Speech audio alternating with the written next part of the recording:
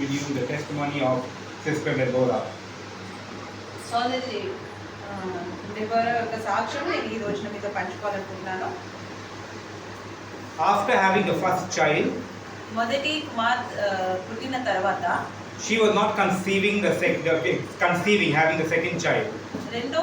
మరొకసారి గర్భం తను ధరించలేదు. And she was also having some health issue. అలాగే తనకి ఆరోగ్య సమస్య కూడా ఉండే.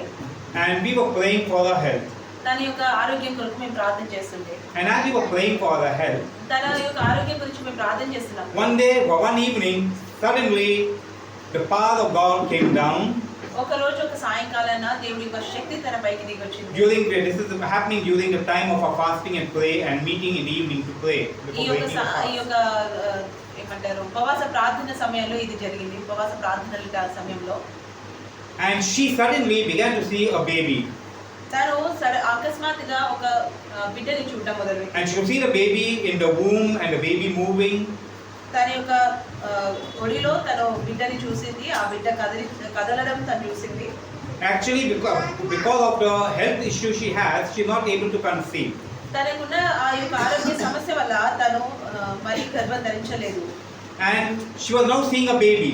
కానీ ఇప్పుడు తన యొక్క ఒళ్ళో బిడ్డని చూస్తుంది. And as she was sharing it with us, తను మాతో ఇది పంచుకుంటున్నప్పుడు, and we were praying, తన కొరకు ప్రార్థన చేసినప్పుడు, God gave a word of knowledge to Pastor Jennifer. దైవజనురాలు అయిన జెనిఫర్ గారికి దేవుడు ఒక వాక్యం ఇచ్చాడు. And he showed her that baby that God is showing her is the baby she is going to conceive. తను కనబోతున్న బిడ్డని దేవుడు తనకు చూపిస్తున్నాడు అని. And then a strange thing happened, dramatic thing that happened. ఒక ఆశ్చర్యమైన విషయం జరిగింది. When she began to feel the baby moving in her stomach. తన కడుపులో బిడ్డ కదలడము తను అనుభూతి చెందింది. And this was a great amazement. ఇది నిజంగా ఆశ్చర్యమైన విషయం. How could a baby that is just maybe not even a month old begin to move? ఒక నెల కూడా కాని బిడ్డ ఎలా కదలుతుంది? And she was laying her hands and praying, and the baby is moving. తను చేయి పెట్టుకొని ప్రార్థన చేస్తుంది, బిడ్డ కదులుతుంది. Then her husband laid his hands on her stomach, and while they were praying, he could feel movements. తన భర్త కూడా తన యొక్క పొట్టపైన చేయి పెట్టి ప్రార్థన చేస్తుంటే తను కూడా బిడ్డ కదలడము అనుభూతి చెందాడు. And the next day, the same thing was happening.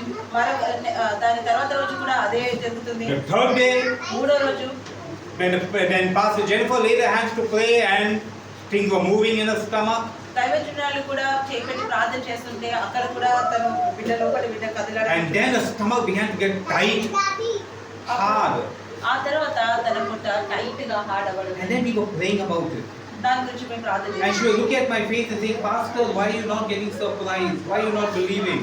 తను నా మొహం చూసానది, పాస్టర్ ఎందుకు మీరు ఆశ్చర్యపోవట్లేదు అని. By then, even Pastor Jennifer started praying about it. అప్పుడే పాస్టర్ జెనిఫర్ కూడా తన గురించి. And while at home, తను ఇంట్లో ఉండగా God showed her that this wasn't a baby. దేవుడు తనకు చూపించింది ఏంటి అంటే ఇది బేబీ కాదు. The thing that was moving in her stomach was not a baby. తన కడుపులో తిరుగుతుంది బిడ్డ కాదు. And then, even the thing was unfolding before us, before our understanding, our spiritual understanding. ఆలోచనకి మించి ఒక్కొక్క విషయం తెలుస్తుంది. We realized that thing that was moving in her stomach తన కడుపులో ఏదైతే తిరుగుతుండేనో was an evil spirit. అది ఒక చెడు ఆత్మ. The spirit that was stopping her pregnancy. ఏ యొక్క చెడు ఆత్మ అయితే తన యొక్క గర్భం ధరించకుండా తనను ఆపుతుండేనో. The spirit that was causing an infirmity. తనకు వెళ్ళి గర్భం ధరించకుండా అది ఆపుతుండే. And then we began to pray. ఆ తర్వాత మేము ప్రార్థన చేయడం మొదలుపెట్టాము. As we began to pray, మేము ప్రార్థన చేసాము. and as she was sitting down and praying, తనకు కూడా కూర్చొని ప్రార్థన చేస్తున్నప్పుడు we were suggesting to her that you do not need that someone should lay hands and pray on you, and that spirit should leave you. మేమన్నాము, నీవు ఒకరు మీ పైన చేయి పెట్టి ప్రార్థన చేస్తే అప్పుడు ఆ చెడ్డాత్మ మిమ్మల్ని విడిచిపోయి ప్రార్థన చేయాల్సిన అవసరం లేదు. అలాంటి ప్రార్థన మీకు ఇంకొకరు మీరు చేపట్టి ప్రార్థన చేయాలని మీరు ఎదురు చూడాల్సిన పని లేదు. That means we were not going to battle and command a spirit to leave. But when the light comes in you, because the word of God says, where there is light, darkness will dispel. When the light of God begins to fill you, the Spirit will not be able to stay in you. దాని అర్థం ఏంటి అని అంటే ఎప్పుడైతే దేవుడు వెలుగు నీలోకి వస్తుందో, ఎప్పుడైతే దేవుడు వెలుగు నీలో నిండుతుందో ఆటోమేటిక్ గా ఆ చీకటి అనేది తొలగిపోతుంది, ఆ చెడు ఆత్మ అనేది And we advised her while we were praying with her. We told her to continue to keep praying and let God and the Holy Spirit move. మేము ప్రార్థన చేస్తుంటాం, నీవు కూడా ప్రార్థన చేస్తూ ఉండు, దేవుడే అద్భుతం చేస్తాడు. Hallelujah. And as she was praying, తను ప్రార్థన చేస్తుండగా, when she laying her hand here, తను ఇక్కడ చేయి పెట్టి ప్రార్థన చేస్తుండగా that is moving to the other. ఆ యొక్క కదలిక ఇంకో వైపు, When you lay your hands there, అటువైపు చేయి పెట్టి ప్రార్థన it's చేస్తుంది, moving to the other అది end. ఇంకొక వైపు నడుస్తుంది. And then when she was praying, the Spirit began to move to her neck. ఆ తర్వాత ఆ ప్రార్థన చేస్తుండగా ఆ యొక్క ఆత్మ గొంతులోకి But it వచ్చిన, was fighting. కానీ తను ఆ యొక్క ఆత్మ యుద్ధం చేస్తుంటే It did not want to go. అది బయటికి పోవాలని అనుకోలేదు, But as she was praying, కానీ తను ప్రార్థన చేస్తుండగా it became a war between the Spirit of God, the holiness of God, and the evil spirit. పరిశుద్ధ ఆత్మకి అలాగే ఒక చెడు ఆత్మకి అదొక యుద్ధం లాగా అయింది. Finally, ఆఖరిగా the Spirit left her in the form of vapor. ఆ చెడు గాలిలాగా తనలో నుంచి ఆత్మ Hallelujah. Finally, she felt all that tightness in the stomach, all that suffocation in her throat go out from her mouth. It ఆఖరిగా left తను her. ఆస్వాదన తను అనుభూతి చెందింది ఏంటంటే ఏదైతే తన కడుపులో తిరుగుతున్నట్టుగా తనకి ఏదైతే తనని ఇబ్బంది పెడుతున్నట్టుగా ఆ చెడు ఆత్మ ఏదైతే తన కంఠంలో అడ్డుగా పడి ఉండేనో ఆత్మ ఆ ఊపిరి ద్వారా తనలో నుంచి బయటికి విడిచిపెట్టిపోయింది. Amen.